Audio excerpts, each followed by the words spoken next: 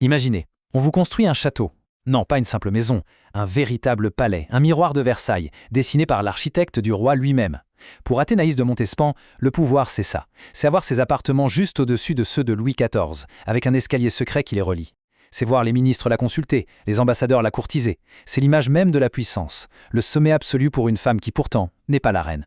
Mais voilà, si on écoute bien, au-delà du bruit des fêtes et des bals, si on ouvre les archives comme on ouvrirait un journal intime, c'est une toute autre histoire qui apparaît. Cette analyse va justement puiser là, dans ces documents que l'on oublie souvent. Des rapports médicaux d'une froideur clinique, des lettres personnelles pleines de secrets, des comptes de notaires qui ne mentent jamais. Et ce qu'ils racontent, c'est une histoire bien plus sombre et infiniment plus humaine.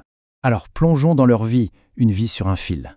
D'un côté, il y a le mythe, ce que tout le monde voit, le pouvoir, la richesse, la grande romance avec le roi.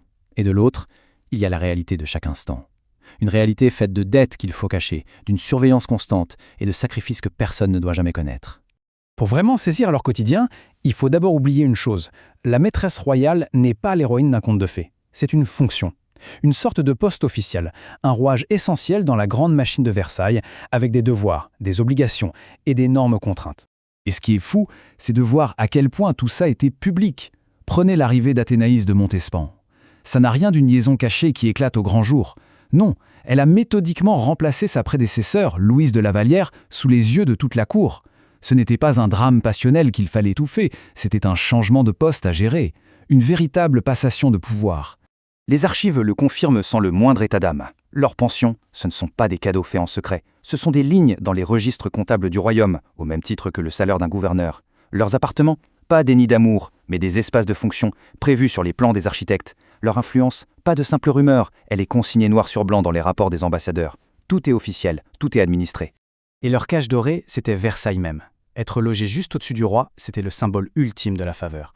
Cet escalier privé, bien sûr, servait à l'intimité, mais c'était surtout l'artère de leur pouvoir, et en même temps, le symbole de leur totale dépendance. À Versailles, chaque emplacement est un message politique. Le leur était très clair. Vous êtes essentiel, mais vous êtes captive. Maintenant, poussons la porte de ces fameux appartements, parce que si les murs pouvaient parler, ils ne raconteraient pas la gloire, mais le prix exorbitant de ces privilèges. Un coup psychologique, humain, imposé par un système dont la première victime silencieuse était, paradoxalement, la reine elle-même. Ce que l'on voit là est d'une cruauté protocolaire absolue. La reine, Marie-Thérèse, est logée au rez-de-chaussée, dans des appartements jugés moins prestigieux. Juste au-dessus d'elle, la favorite. Et puis, l'humiliation suprême, cette règle imposée par le roi qui l'obligeait à dîner avec sa rivale 3 fois par semaine. Toute forme de solidarité féminine était anéantie par cette violence institutionnelle quotidienne. Et à la mort de sa femme, cette phrase de Louis XIV est terrible. Ce n'est pas le cri de douleur d'un veuf, c'est le constat froid d'un administrateur qui note une légère perturbation dans le bon ordre des choses. Cette phrase révèle un vide affectif abyssal, celui d'un homme qui ne remarque vraiment sa femme qu'au moment où elle cesse de ne pas le déranger. 7. Ce n'est pas juste un chiffre, c'est le poids de 7 secrets. 7 grossesses clandestines portées par Athénaïs de Montespan, cachées à la cour jusqu'au tout dernier moment. 7 épreuves physiques, mentales subies pour le roi, parce que son corps, tout comme sa vie, ne lui appartenait plus. Il appartenait à sa fonction. Chaque naissance était une opération secrète, une épreuve terriblement solitaire au milieu de la foule. Pendant que la cour dînait, riait, à quelques mètres de là, une femme mettait au monde un enfant dans le secret le plus total, sans médecin officiel, pour ne laisser aucune trace, avec des complices payés pour se taire. Et l'enfant, à peine né, lui était arraché. Ce n'était pas un accouchement, c'était l'effacement d'une preuve vivante. Essayez d'imaginer ne jamais être seul.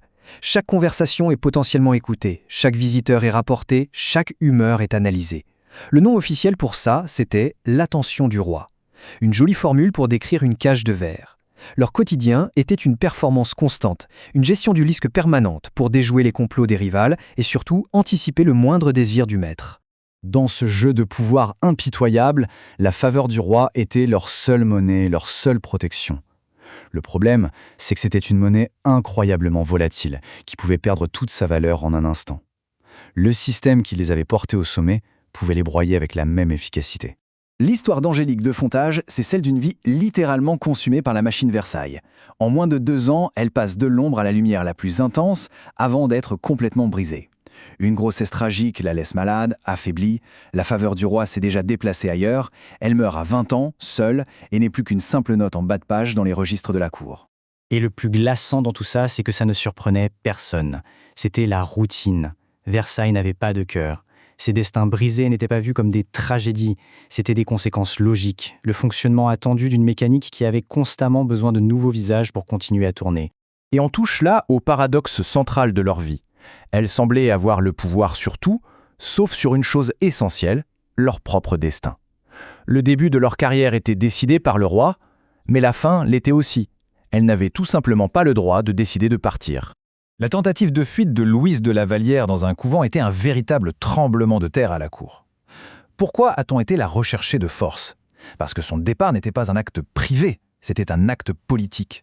C'était un aveu public, une critique terrible du système qui disait « la vie ici est insupportable ». Elle ne s'appartenait pas, et son départ aurait été vu comme une trahison. Alors comparons les deux stratégies de survie. D'un côté, Louise de la Vallière, qui a subi le système jusqu'au bout, l'humiliation publique, l'interdiction de fuir, pour finalement obtenir une sortie autorisée vers le couvent, sa seule échappatoire. Et de l'autre, Madame de Maintenon. Elle a tout de suite compris que pour survivre, il fallait changer les règles du jeu. Elle a refusé le statut public, a négocié un mariage secret, et surtout, elle a bâti sa propre forteresse, son école de Saint-Cyr. Alors pour finir, allons voir ce qui se cache derrière les dorures. Que reste-t-il vraiment une fois que les fêtes sont finies et qu'il faut faire les comptes? Que nous disent les inventaires après décès sur la réalité de leur existence? La réalité des chiffres, elle est brutale. Tout ce faste, c'était un costume de scène qui coûtait une fortune à entretenir. Loin du mythe de la richesse infinie, les archives nous montrent une précarité financière constante. Athénaïs laisse derrière elle des dettes et une succession compliquée. Louise entre au couvent sans un sou. Quant à la pension gigantesque d'Angélique de Fontinges, elle a été entièrement engloutie par ses frais médicaux. Vivre dans l'or et mourir endetté. Et c'est là qu'on voit toute l'intelligence de Madame de Maintenon. Elle a compris que le vrai pouvoir, la seule véritable assurance vie, ce n'était pas d'être à côté du roi, mais de construire un héritage indépendant de lui. Saint-Cyr, c'était son œuvre, sa sécurité, un royaume bien à elle, qu'elle contrôlait et qui allait lui survivre. Voilà, au fond, le résumé de leur vie. Elles étaient des pièces maîtresses sur l'échiquier du roi, des instruments essentiels à son pouvoir et à son prestige. Le système les a utilisées, parfois adulées, mais il ne les a jamais protégées. Elles n'étaient que des pièces magnifiques, oui, mais des pièces remplaçables. Alors, 3 siècles plus tard, la question reste entière. Quelle histoire est-ce qu'on choisit de retenir? Celle de la légende dorée, des robes somptueuses et du pouvoir qui fait rêver? Ou bien celle plus secrète, cachée dans les archives, des dettes, des naissances clandestines et du véritable prix à payer pour survivre à Versailles?